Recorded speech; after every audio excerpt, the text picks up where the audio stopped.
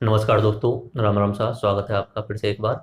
आज हम geography lecture series का लेक्चर नंबर 7 पढ़ने वाले हैं। इस लेक्चर में हम अपने चट्टानों के बारे में पढ़ेंगे कि चट्टानें क्या होती हैं। सबसे पहले उनकी डेफिनेशन देखेंगे, उसके बाद चट्टानों के प्रकार कितने होते हैं, वो जितने भी प्रकार की होती हैं वो चट्टानें बनती कैसे हैं, और उसके बाद में एक चट्टान चक्र नाम से एक शब्द आता है, रॉक साइकिल जिसे बोलते हैं। तो उस रॉक साइकिल को समझेंगे वो क्या होता है, और पुराने ईयर्स में जो सवाल आए हैं उनको भी अभी सॉल्व कर लेंगे। देखो चट्टान से कुछ ज़्यादा सवाल तो नहीं आते, फिर भी मैं आपको बता दूंगा कौन कौन से सवाल आते हैं, तो वो जाते जाते सॉल्व कर लेंगे और लास्ट में रिवीजन भी कर लेंगे इस लेक्चर का। तो शुरू करते हैं, हमने क्या क्या पढ़ना है एक बार दोबारा से मैं आपको बता देता हूँ। सबसे पहले हम देखेंगे चट्टान क्या होती है। बाकी इसका मैं पीडीएफ नीचे डिस्क्रिप्शन में लिंक दे दूंगा, तो वहाँ से आप डाउनलोड कर लेना। आपको लिखने की ऐसी कोई खास जरूरत नहीं है, पर जहाँ पे भी मुझे लगेगा कि आप लिख लो, अगर आपके पास बैठे हो तो आप यूज कर लेना। तो सबसे पहले हम देखेंगे चट्टान क्या होती है, चट्टान की डेफिनेशन देखेंगे। ठीक है, डेफिनेशन देखेंगे। उसके बाद टाइप ऑफ रॉक्स, चट्टान को इंग्लिश में बोला जाता है रॉक्स। चट्टान को इंग्लिश में बोला जाता है रॉक्स, पर्वत को बोला जाता है माउंटेन। ठीक है, पठार को बोला जाता है प्लेटू, और मैदान को बोला जाता है प्लेन्स। तो चट्टान और पर्वत थोड़ी सी अलग चीजें। पर्वत चट्टानों से मिलकर बने होते हैं, लेकिन चट्टान अलग चीज है। चट्टान एक बेसिक शब्द है, पूरी पृथ्वी पर चट्टान ही चट्टान पाई जाती है क्रस्ट में। तो वो देखते हैं अभी परिभाषा में सारी चीजें। चट्टान के प्रकार, टाइप ऑफ द रॉक्स, यानी 3 प्रकार की होती है, वो देखेंगे कैसे बनती है। ये पुराने वर्षों के प्रश्न करने से पहले चट्टान चक्र क्या शब्द होता है ये समझेंगे। अभी तक के लेक्चर्स में मैं आपको शुरुआत से ही बता रहा हूँ कि ब्रह्मांड कैसे बना, उसके बाद में सौरमंडल कैसे बना, उसके बाद पृथ्वी कैसे बनी, उसके बाद पृथ्वी की आंतरिक संरचना पे गए थे हम, उसके बाद अक्षांश देशांतर देखे थे, और लास्ट लेक्चर में हमने ज्वालामुखी देखी थी। तो एक इंसान होते के नाते हर व्यक्ति की इंसान की क्यूरियोसिटी होती है, जिज्ञासा होती है नई नई चीज सीखने का। तो उन्होंने पूरी पृथ्वी का एक फॉर्मेशन निकालने के लिए कुछ सोचा कि यार ये पूरी पृथ्वी किससे बनी होती है। तो इसके लिए वैज्ञानिकों ने खोज की, तो उन्हें पता चला कि सबसे एक तत्व होता है छोटा परमाणु। परमाणुओं से मिलकर बन जाते हैं यौगिक। इतना ज्यादा साइंस का टॉपिक है, ज्यादा ध्यान मत देना, मैं अभी केवल इतना समझाना चाह रहा हूँ चट्टान क्या होती है। परिभाषा समझा दूंगा उसमें, और डेफिनेटली आपको अच्छी तरीके से समझ में आ जाएगा। तो जो परमाणु होता है सबसे छोटी इकाई होती है, उनसे मिलकर तत्व बनते हैं। परमाणुओं के 120 के आसपास तत्व हैं इस समय पर, 120 के आसपास तत्व हैं। अगर ये अलग अलग तत्व जैसे हाइड्रोजन का तत्व, ऑक्सीजन का तत्व अगर मिल जाते हैं तो एक नया खनिज बना लेते हैं। ठीक है, जैसे कि सिलिकॉन और ऑक्सीजन मिल जाते हैं तो SiO2 नाम से खनिज बना लेते हैं। तो खनिजों का जो मिश्रण होता है उसे चट्टान बोलते हैं। पूरी अपना मैं जो आपको पृथ्वी की आंतरिक संरचना बताया था, 3 भाग बताए थे मैंने आपको पृथ्वी की आंतरिक संरचना में। तो उसमें ऊपर ऊपर वाला जो हिस्सा बताया था मैंने, उसका नाम क्रस्ट बताया था। ये ऊपर वाला हिस्सा, इसका मैंने नाम बताया था भूपर्वती। बीचर वाले का मेंटल बताया था, और नीचे नीचे वाले का कोर नाम दिया था। ये जो आपको बताया था, आपको ध्यान होगा कि ये ठोस है, ये मेंटल जो है वो द्रव के जैसा है, और ये ऊपर ऊपर वाला भी ठोस ही है ये। तो पूरी क्रस्ट पे या भूपरपट्टी पे चट्टानें ही चट्टानें मिलती हैं। उन चट्टानों से ही बहुत सारी चीजें बनती हैं, यानी जितने भी खनिज मिलेंगे वो चट्टानों से निकाल जाएंगी। मिट्टी बनेगी वो भी चट्टानों से। तो जितनी भी धातुएं बनेंगी वो चट्टानों से ही निकाल के बनाई जाएंगी। तो मैं अभी आपको डेफिनेशन बता देता हूँ, और चट्टानों के प्रकार जो मैंने यूज किया है, डेफिनेशन एक बेसिक डेफिनेशन वो आपको बताता हूँ। यहाँ पे देखते चलिए। परिभाषा मैंने बताया, पृथ्वी पर पाए जाने वाले समस्त पदार्थ जो एक या अधिक खनिजों के सम्मिश्रण से बने होते हैं। यानी जितनी भी चट्टान है वो खनिजों से बनी होती है। अभी आपको पता चल जाएगा खनिजों से कैसे सब कुछ बनता था। ठीक है, ये बस आप परिभाषा याद रख लेना। A rock is an aggregate of the one and more minerals, यानी एक से अधिक खनिज मिल जाएंगे। अब ये खास बात ये है कि जो रॉक होती है ये क्रस्ट पर ही पाई जाती है। नॉर्मली ऊपर वाली जो परपति है उस पर ही पाई जाती है, मेंटल पे और कोर पे नहीं पाई जाती है। ये तो आपको ऑटोमेटिकली पता ही चल रहा होगा। रॉक की चट्टानों की एक खास विशेषता होती है, ये कठोर हो सकती हैं और या मुलायम हो सकती हैं। ये चट्टानें जो होती हैं वो कठोर भी हो सकती हैं, मुलायम भी हो सकती हैं। कठोर का एग्जांपल ग्रेनाइट है, और मुलायम का एग्जांपल चिकनी मिट्टी, जिसे आप मुल्तानी माटी भी बोल सकते हो। इसे इंग्लिश में बोलते हैं सोप स्टोन। मुल्तानी माटी जैसे बोलते हैं अपने यूज करते हैं, उसे चिकनी मिट्टी भी बोल सकते हैं। वो भी क्या है, चट्टान है, मुल्तानी माटी भी या चिकनी मिट्टी भी। और ग्रेनाइट या संगमरमर जो भी है वो भी अपने, कोयला वगैरह सभी वो हैं, वो अपने चट्टानों के एग्जाम्पल हैं। तो अपनी जो पृथ्वी है उसका ऊपर ऊपर वाला हिस्सा क्रस्ट, उस पर सब जगह ही आपको चट्टानें मिलेंगी। उन चट्टानों से ही अलग अलग खनिज निकलेंगे, उन चट्टानों से ही मिट्टी बनेगी। बहुत सारे अलग अलग धातुएं जो हैं वो अपने चट्टानों से मिलकर ही बनेंगे, यानी समस्त पदार्थ जो है वो चट्टानों से ही मिलकर बनेंगे। इन्हें इतिहास के पन्ने भी कहा जाता है। चट्टानों को इतिहास के पन्ने इसलिए कि पुराने समय पे ये चट्टानें थी, चट्टानें टूट टूट कर छोटी होती गई, चलती कम होती गई, लेकिन उस समय कोई जीव अगर उनके अंदर दब गया और वो जीव हमने खोज लिया, तो उसका कार्बन 14 विधि जो होती है, कार्बन 14 वाली, मैं आपको एक लेक्चर में बता चुका हूँ, वो सिंधु घाटी सभ्यता वाले लेक्चर में समझा चुका हूँ कि कैसे कार्बन 14 विधि यूज की जाती है। तो बस इतना ही बता रहा हूँ। कार्बन 14 विधि से हम समय का अनुमान लगाते हैं कि इतने समय, पुराने समय पे डायनासोर नाम का एक जीव रहा होगा। तो इन चट्टानों के अंदर ही मिलते हैं वो पुराने जीव, तो इसलिए इन्हें इतिहास के पन्ने भी कहा जाता है, पेजेज ऑफ द हिस्ट्री बोला जाता है। उसके अलावा यहाँ पे अपचरण होता है, ये आपने सुना ही होगा अपचरण, बहुत सारी मिट्टी वाले लेक्चर में, राजस्थान की मिट्टी का जब मैंने लेक्चर समझाया था उस समय भी ये मैंने आपको बताया था। अपचरण यानी टूट जाना किसी भी चीज का, इसे इंग्लिश में बोलते हैं इरोजन। मान लीजिए कोई पर्वत है, पर्वत पर पानी पड़ेगा, तो पानी पड़ेगा तो पानी के दबाव से उसके छोटे छोटे टुकड़े होते जाएंगे, छोटे छोटे सम्मिश्रण हो जाएंगे और वो आगे मिट्टी बन जाती है। दैट इज कॉल्ड दी अपचरण यानी इरोजन। तो इरोजन दो तीन तरीके से होता है, पानी हो सकता है, या तो पानी के अलावा बर्फबारी हो गई तो बर्फबारी से हो सकता है, तीसरा हवा से भी हो सकता है। ऐसे सोच रहे होंगे हवा से कैसे हो सकता है, हाँ हवा से भी हो जाता है। बहुत सारे पर्वत जो है, जैसे अरावली पर्वतमाला किसी समय पे यानी करोड़ों साल पहले अपनी हिमालय से भी ऊंची थी। हिमालय की जो सबसे ऊंची चोटी है माउंट एवरेस्ट 8,848, वो अपनी अरावली की सबसे ऊंची चोटी है 1722। लेकिन किसी समय ऐसा था अरावली की चोटी जो है वो 10,000 मीटर से भी ऊंची रही थी, लेकिन कट कट के अभी 1722 मीटर पे आ गई है। तो ठीक है, ये इरोजन होता रहता है, धीरे धीरे इसकी जो ऊंचाई है वो बढ़ती जाएगी। हिमालय की तो बढ़ रही है क्योंकि हिमालय अभी बनता जा रहा है, तो उसकी ऊंचाई बढ़ती जा रही है। तो अपचरण होता है जिसे इरोजन बोलते हैं, पानी से हो सकता है, हवा से हो सकता है, ग्लेशियर से होता है। अब बात करते हैं चट्टानों के प्रकार की। चट्टानों के 3 प्रकार होते हैं, ये आपको नाम याद करने पड़ेंगे, बाकी नाम याद करने की जरूरत भी नहीं पड़ेगी क्योंकि लेक्चर में 4 या 5 बार बोल दूंगा तो वो ऑटोमेटिकली रट ही जाएंगे आपको। देखो, एक होता है आग्नेय, दूसरा होता है अपसादी और तीसरा होता है कायांतरित। बस अभी नाम देखो, आगे समझाता हूँ सारी चीजें। ठीक है, आग्नेय को इंग्लिश में बोलते हैं इग्निशियस, अपसादी को सेडिमेंट्री, कायांतरित को मेटामॉर्फिक। इनके एग्जांपल है, आग्नेय के एग्जांपल ग्रेनाइट और बेसाल्ट है, ग्रेनाइट और बेसाल्ट है। अवसादी का बालू का पत्थर, चूना पत्थर, लिग्नाइट कोयला और कोयला। उसके बाद में क्वार्ट्ज, चूना पत्थर, बिटुमेन कोयला। ये छोड़ दीजिए, कोयला के अलग अलग टाइप होते हैं, छोटा प्रकार का कोयला और ये हाई लेवल का कोयला होता है, कोयले से निकल के ये बनता है। ठीक है, और ये बस इतने प्रकार होते हैं। अभी इन सबको, एक प्रकार को और बनने के प्रकार को कैसे बनते हैं इसको सही ढंग से समझते हैं। तो मैं आपको बता चुका हूँ, चट्टाने उसे इंग्लिश में बोला जाता है रॉक्स। चट्टाने 3 प्रकार की होती हैं, 3 प्रकार की अभी बताई थी और अब देखते चलिए दोबारा से, अब याद होती जाएंगी। देखो, 3 प्रकार की होती हैं। पहली होती है आग्नेय चट्टाने, जिन्हें इंग्लिश में बोला जाता है इग्नियस। ठीक है, दूसरी होती है अपसादी, जिन्हें इंग्लिश में बोला जाता है सेडिमेंट्री, और तीसरी होती है कायांतरित या रूपांतरित, जो भी आप नाम बोल दो, उन्हें इंग्लिश में बोला जाता है मेटामॉर्फिक। अब पहली से शुरू करते हैं, आग्नेय से, इग्नियस से शुरू करते हैं। देखो, जब मैं आपको अपना पृथ्वी की आंतरिक संरचना बता रहा था उस समय एक बहुत अच्छे तरीके से बताया था, और मैंने ये भी कहा था कि पृथ्वी की आंतरिक संरचना को याद रखना, क्योंकि आगे आने वाले समय पे बहुत ज्यादा काम आने वाला है। बहुत ज्यादा मतलब बहुत ज्यादा। मैंने ज्वालामुखी क्रिया समझाई, इसी से समझाई। उसके बाद में अपना ये समझा रहा हूँ मैं, चट्टान, ये उसी से समझा रहा हूँ। उसके अलावा भूकंप भी समझाऊंगा, उसी से समझाऊंगा। और अपनी जियोमॉर्फोलॉजी की 3 थ्योरी होती हैं मेनली इन सबको एक्सप्लेन करने की, पृथ्वी की आंतरिक संरचना के बारे में बताने की। एक होती है कॉन्टिनेंटल ड्रिफ्ट थ्योरी, महाद्वीपीय विस्थापन सिद्धांत, डरना मत नाम सुन करके। 3 थ्योरी है, अगले लेक्चर में मैंने बहुत अच्छे तरीके से समझाऊंगा। अगर आपने अब तक पढ़ी होंगी तो आपकी समझ में नहीं आई होंगी, लेकिन मैं अगले लेक्चर में जब उन तीनों थ्योरी को एक साथ में समझाऊंगा, आई विश गारंटेड आपको समझ में आ ही जाएंगी। पहली होती है कॉन्टिनेंटल ड्रिफ्ट थ्योरी यानी महाद्वीपीय विस्थापन सिद्धांत। दूसरी होती है सी फ्लोर स्प्रेडिंग यानी समुद्र का तल विस्तार, सी फ्लोर स्प्रेडिंग, समुद्र तल विस्तार। और तीसरी होती है अपनी प्लेट टेक्टोनिक थ्योरी, प्लेट विवर्तनिकी सिद्धांत। ये तीनों ही जियोमॉर्फोलॉजी की सारी घटनाओं को समझाने में सबसे ज्यादा कारगर साबित होती हैं। आज के समय पे सबसे बेस्ट थ्योरी मानी जाती है ये। तो वो अगले लेक्चर में आपको मैं बताऊंगा, उस समय आप समझ लोगे, आसानी से समझ में आ जाएगा। तो देखिए, मैंने आंतरिक संरचना में बताया था कि ये अपनी 3 परतें होती हैं। पहली परत का नाम बताया था क्रस्ट, दूसरी का मेंटल और तीसरी का मैंने बताया था कोर। क्रस्ट और कोर के बीच में मेंटल जो होती है उसमें लावा होता है। लावा गाढ़े द्रव के जैसे होता है। ठीक है, अब इस लावा के अंदर संवहन तरंगें चलती रहती है। तरंगें यानी ये लावा एक जगह से घूमता जा रहा है, इधर की साइड में घूमकर इधर चल जा रहा है, इधर की साइड में, इस तरीके से संवहन तरंगें चल रही हैं। ठीक है, ये इधर की साइड में जा रहा है या इधर ऐसे चल रहा है, इस तरीके से। तो क्या होता है, इन तरंगें चलती रहती हैं, एक तरीके से वो पानी बहुत तेज भाव से गोलाकार चलता रहता है, तो उसके कारण कभी कभी यहाँ पे क्रस्ट में छेद हो जाता है। ज्वालामुखी वाले लेक्चर में भी समझाया था मैंने। छेद हुआ तो उसके कारण वो जो मेंटल है, वो मेंटल का जो लावा है या मैग्मा है वो बाहर निकल के आ जाएगा। बाहर निकल के आएगा तो यह बाहर में, अभी तो शुरुआत में तो वो द्रव के जैसा है, लेकिन धीरे धीरे वो जमने लगेगा। बाद में समय के साथ में वो ठंडा होता जाएगा, जमने लगेगा।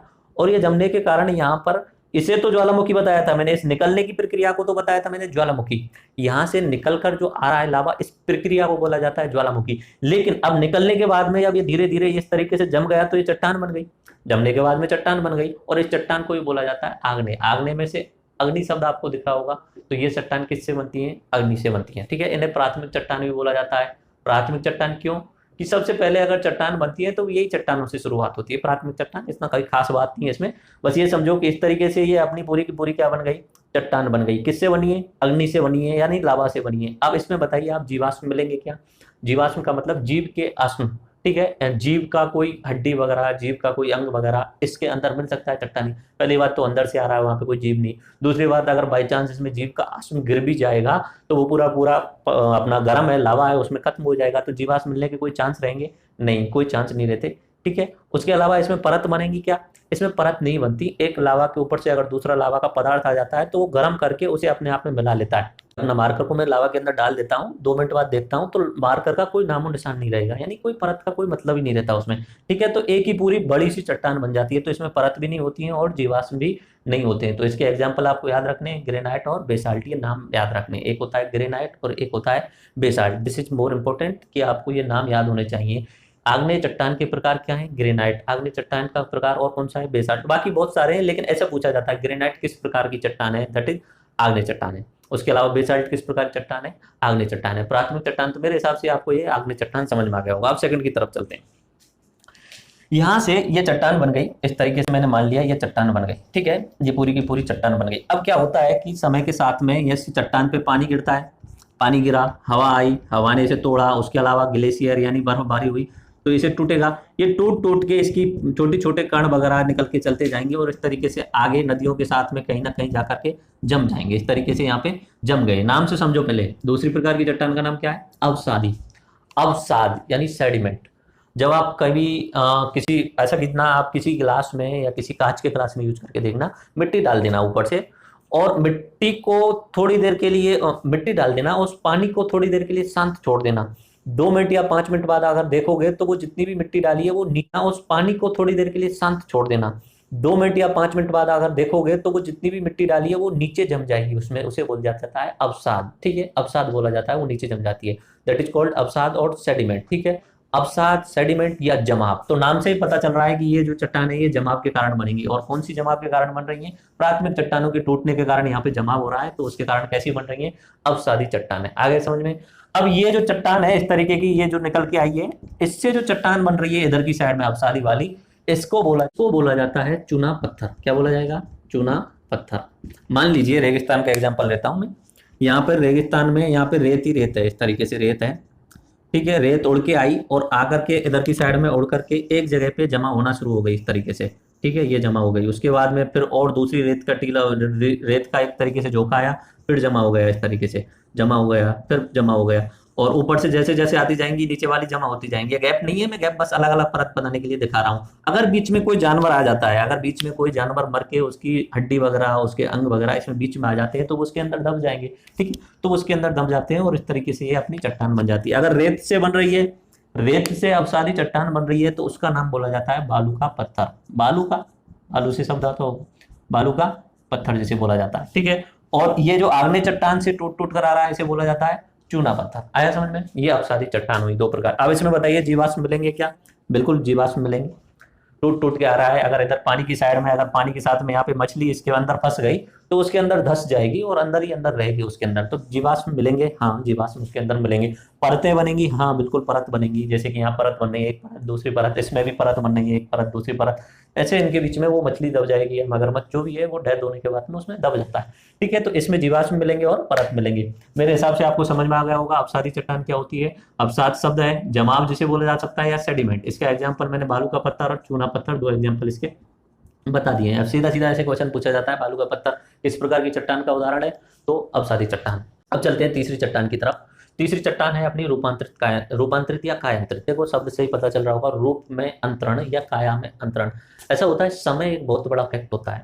समय के साथ में हर चीज बदल जाती है। हर चीज मतलब everything changes according the time. होता यह है कि जैसे कि हम शुरुआत में बच्चे होते हैं तब हमारा एक रूप अलग होता है, हम बड़े होने के बाद में हमारा एक वयस्क होने के बाद में एक अलग रूप हो जाता है, हम जैसे प्रौढ़ होते जाते हैं उस समय एक अलग रूप होता जाता है, और बुढ़ापे में अपना अलग रूप हो जाता है। तो जैसे जैसे समय बढ़ता जाएगा वैसे वैसे रूप में चेंज होता जाता है। ऐसा ही सेम टू सेम इन चट्टानों के साथ में होता है। जितना समय बढ़ता जाएगा ये चट्टानें कोई दूसरे रूप में चेंज होते जाएंगी। चेंज कैसे होते जाएंगे कि यहाँ पे चूना पत्थर है, इसके ऊपर दूसरी परत, तीसरी परत, चौथी परत, अब समय के साथ साथ बहुत सारी परत आती जा रही है, ये परत नीचे चलती जा रही है नीचे की साइड में। अब ऊपर से ज्यादा परत आती जाएंगी तो दबाव पड़ेगा, दबाव पड़ेगा तो उसके दबाव के कारण नीचे गर्मी भी लगेगी, तो उसके कारण उसका रूप चेंज हो जाता है। ठीक है, तो चूना पत्थर जो है वो समय के साथ में, किसके साथ में, समय, सबसे इंपॉर्टेंट चीज समय, सबसे ज्यादा इंपॉर्टेंट चीज, बिना समय के नहीं होने वाला है काम, और समय भी छोटा मोटा नहीं, करोड़ों साल, 1 करोड़ 2 करोड़ साल बाद में। ठीक है, चूना पत्थर जो है वो किसमें चेंज हो जाता है, अपना संगमरमर में चेंज हो जाता है। इधर की साइड में मैंने एक एग्जांपल और बताना भूल गया मैं आपको। मान लीजिए यहाँ पर पेड़ है कुछ, एक इस तरीके से मैं मान लेता हूँ, ये पेड़ है, ठीक है, एक जंगल है, पूरा का जंगल है, पेड़ है, किसी समय कोई हलचल हुई हो, ठीक है, और उस समय इस पेड़ के जितने भी, पेड़ टूट गया का पूरा, अब पेड़ टूट गया, अब समय के साथ में निश्चित सी बात है फिर दूसरी परत आती जाएंगी, तीसरी परत आती जाएंगी, तो ये पेड़ जो है वो इस तरीके से परत बनाता चला गया, एक के ऊपर इस तरीके से परत, और अंदर के अंदर दब गए। आज एक समय, छोटे समय की बात नहीं है, बहुत लंबे समय की प्रोसेस होती है, करोड़ों समय की। तो ये परत बनाते चले गए, तो इस तरीके से पेड़ों से जो अपसारी चट्टान बनती है उनका नाम होता है कोयला। पेड़ों से जो अपसारी चट्टान बनती है, पेड़ है, टूट करके जमते जा रहे हैं, समय के साथ साथ में ऊपर से दबाव आता जाता है, गर्मी आती जाती है, तो वो किसमें चेंज हो गए, कोयला में। अपना छोटा नागपुर वाला जो क्षेत्र है वहां पे पुराने समय पे बहुत घने जंगल थे, घने जंगलों में कभी ना कभी ऐसा हुआ होगा, भूकंप आया हुआ या कुछ ऐसा ज्यादा हो गया होगा, आग लगी हुई, भूकंप आया हुआ, तो सारे के सारे पेड़ टूट गए, और पेड़ टूटने के कारण अंदर दबते चले गए। तो आज के समय पे सबसे ज्यादा कोयला कहाँ मिलता है, अपने झारखंड, छत्तीसगढ़ वाले इलाके में, जैसे छोटा नागपुर वाला इलाका बोला जाता है। तो कोयला किस प्रकार की चट्टान का एग्जाम्पल है, अवसादी। तो मैं इधर अपनी रूपांतरित बता रहा था, कायांतरित यानी मेटामॉर्फिक बता रहा था। तो चूना पत्थर में अगर समय के साथ में क्या बन जाता है, संगमरमर बन जाता है। बालू का पत्थर में अगर छोड़ दिया जाए समय के लिए उसे, तो बहुत लंबे समय बाद में वो क्वार्ट्ज में चेंज हो जाता है। अगर कोयले को छोड़ दिया जाए तो वो कोयला जो है वो हीरा बन जाएगा या ग्रेफाइट बन जाएगा। ये कार्बन का एक फॉर्म होता है। तो कोयला किसमें चेंज हो जाता है, हीरा या ग्रेफाइट में। इसमें जीवाश्म और परत मिलेंगी क्या, देखो जीवाश्म और परत इस वाले लेवल तक नहीं बच पाते हैं, इस वाला जो लेवल है इस तक खत्म हो जाते हैं। ऐसा होता है कि यहाँ पे दबाव पड़ता जा रहा है, दबाव पड़ता जा रहा है, तो कोयला के लेवल तक तो है, उसके बाद में उनका तेल निकल जाता है, वो सारे के सारे बिल्कुल डिके हो जाते हैं, क्षरण हो जाता है, तो जीवाश्म का कोई अंश बचता ही नहीं है। तो इसमें ना जीवाश्म मिलते हैं, और अगर परत की बात की जाए इसमें जीवाश्म नहीं मिलेंगे, इतना ध्यान रखना। परत की बात की जाए तो इसमें परत भी नहीं होती है, क्योंकि अगर दबाव ज्यादा पड़ता जाता है तो दोनों सब मिल जाती हैं परतें। अगर पहले शुरुआत में 10-20 परतें हैं, 100 परतें, तब तक कोई दिक्कत नहीं है, लेकिन ऊपर से और सारी परतें आती जा रही हैं, तो ऊपर से दबाव ज्यादा हो गया और गर्मी भी लग रही है, तो उनके कारण दबाव और हीट के कारण दो जो परतें होती हैं नीचे वाली जो ये बन रही हैं वो सारी की सारी मिल जाती हैं, यानी उनमें परतें भी नहीं होती हैं। ठीक है, तो परतें और जीवाश्म नॉर्मली किस में मिल रही हैं, अपने कोयला वाला यानी अपसारी वाला। ओके, मेरे हिसाब से आपको ये समझ में आ गया होगा, और मैं इसे दोबारा से आपको समझा देता हूँ। ठीक है, दोबारा देखिए, चट्टानें कितने प्रकार की हैं, 3 प्रकार की, आग्नेय, अवसादी, कायांतरित। आग्नेय में इंग्लिश को क्या बोल रहे हैं, इग्नियस। अवसादी को इंग्लिश में क्या बोल रहे हैं, सेडिमेंट्री। और अपने कायांतरित को मेटामॉर्फिक। आग्नेय में आपको शब्द कौन सा दिख रहा है, अग्नि। अग्नि देखिए कहां से निकल के आ रहा है, मेंटल से निकल के आ रहा है। कहां पे होकर निकल के आ रहा है, क्रस्ट से होकर के ऊपर पृथ्वी की सतह पाया, जम गया, क्या बन गई, चट्टान बन गई। ठीक है, इस चट्टान में पानी, हवा या ग्लेशियर के कारण क्षरण हुआ, अपक्षरण हुआ, तो वो क्या हुआ, परतों के रूप में आगे जाकर के जम गई, तो उससे क्या बन गया, चूना पत्थर बन गया।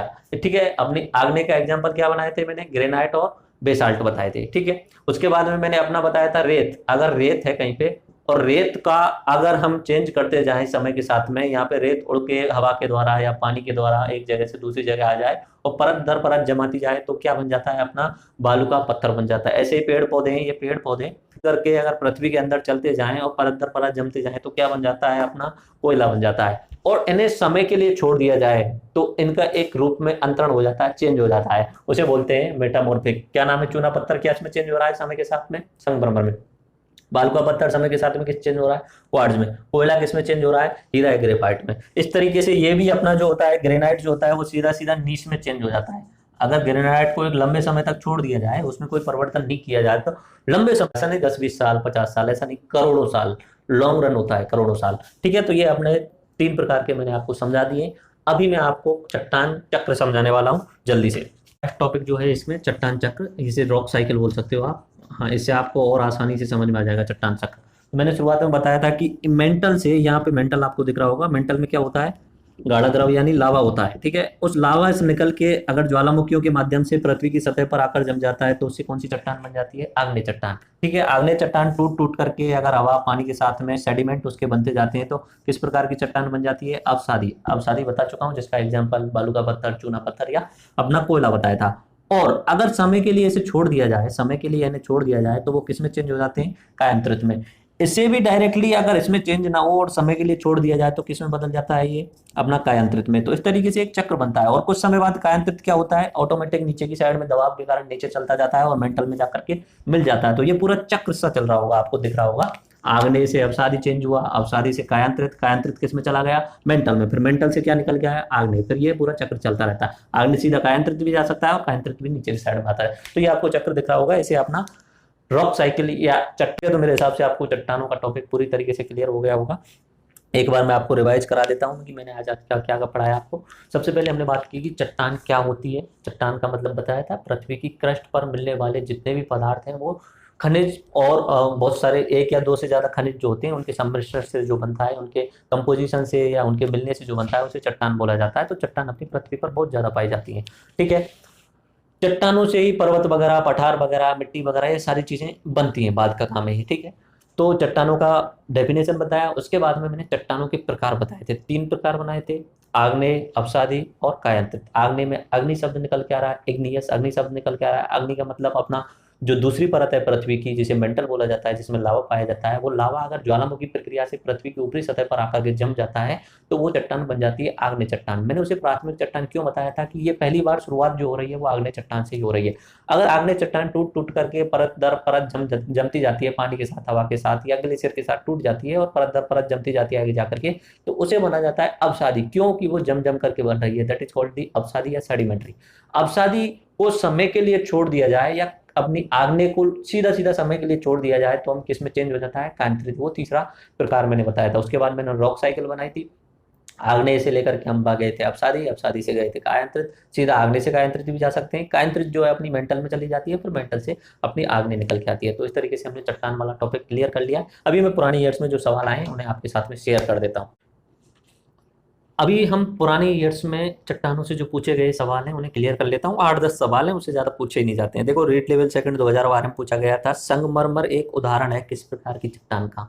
आप चेक कर सकते हो, इसमें लिखा होगा कहीं ना कहीं संगमरमर, आपको दिख रहा होगा शायद उधर की साइड में। संगमरमर किस प्रकार की चट्टान का उदाहरण है?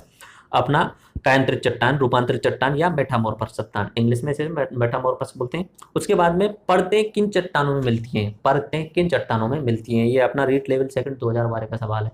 इस वाले में तो मिल नहीं रही क्योंकि ये तो अग्नि से बना हुआ है, लावा से बना हुआ है, ना तो पढ़ते हैं ना जीवाश्म में। इस वाले में पढ़ते हैं अवसाद जो बना है वो परत बना है, तो पढ़ते हैं कौन से वाले में मिल रही है? अवसादी में। उधर वाले में वो पढ़ते हैं दबाव और गर्मी के कारण खत्म हो जाती है, मिल जाती है एक दूसरे में। ओके।